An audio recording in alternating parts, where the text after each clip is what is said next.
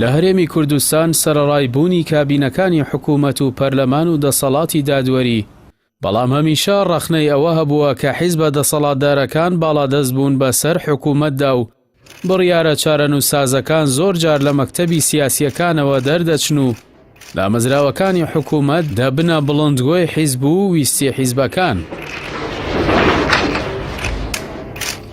لە دوای سەردانەکەی مەسعود بارزانی سەرۆکی پارتی دیموکراتی کوردستان بۆ شرناخ و جەزیرە لە باکووری کوردستانی تورکیا، گرژیەکان لەسەر ئاستی ناوخۆیی و هەرێمایەتی تونتر بوونەوە. ئەوەی جێگەی سەرنج و هەڵوێستە لە سەرکردنە شێوازی مامەڵەکردنە لەگەڵ دەرەنجامی ئەم سەردانە. لەبەریەوەی بارەگای بارزانی یان وتەبێژی پارتی وەڵامی نیگەرانیەکان یان پەیامەکانی تورکیا بدەنەوە، حکوومەتی هەرێمی کوردستان دەخرێتە سەر هێڵ و بە ناوی حکوومەتەوە ڕوونکردنەوە بڵاو دەکرێتەوە. ئەم هەنگاوەش ئاماژەیەکی مەترسیدارە بۆ بەکارهێنانی دامەزراوەی حکومی بۆ پاراستنی بەرژەوەندی حیزبی. بەهۆی ئەوەی مەسعود بارزانی هیچ پۆستێکی فەرمی حکومی نییە، سەردانەکەی بۆ شرناخی جەزیرە سەردانێکی حیزبی بووە. بە پێی نەریتە سیاسیەکان دەبوایە هەر لێکەوتەیەکی سیاسی یان میدیایی ئەم سەردانە لەلایەن ڕاگەیاندنی حیزبەکەیەوە وەڵام بدرێتەوە.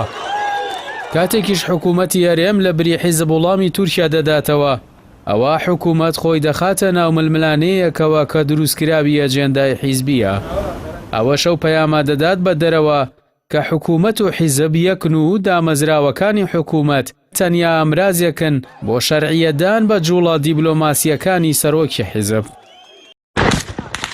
ڕووداوەکانی ئەم دوایەی گوندی لاجانیش نمونەیەکی ڕوونن لەسەرەوەی چۆن هێزی چەکدار بۆ ململانەی سیاسی بەکاردەهێنرێت و زۆر جار جوڵاندنی هێزەکان بە پێی ئەجێندای حیزبە دەسەڵاتدارەکانی هەرێم بووە، نەک وەک ستراتیژێکی نیشتیمانی یەکگرتووی وەزارەتی پێشمەرگە. جگە لەوەی نووسینی بەیاننامەی حیزبی بە ناوی حکوومەت و وەزارەتێکی دیاریکراو لە ململانەیەکی حیزبی یان کۆمپانیایەکی تایبەتی دیاریکراودا دەبێتە هۆی ئەوەی هاوڵاتیانی ئەو گوندانە ببنە قوربانی و حکوومەتیش وەک لایەنگرێک دەربکەوێت نەک پارێزەری هاوڵاتیان. ئەمەش دەسەڵاتی حکوومەت لاواز دەکات و وای لێ دەکات وەک لقێکی حیزب دەرکەوێت. بەڵگەیەکی دیکەی بەکارهێنانی حکوومەت وەک ئامرازێک لەلایەن حیزبەوە لە هەرێمی کوردستان پاکخستنی پەرلەمانە لە ڕابردوو لە ئێستاشدا، بەتایبەت لە ساڵی 2015دا کە ڕێگری لە سەرۆکی پەرلەمان کرا بۆ چوون بۆ هەولێر بە بڕیاری حیزبی.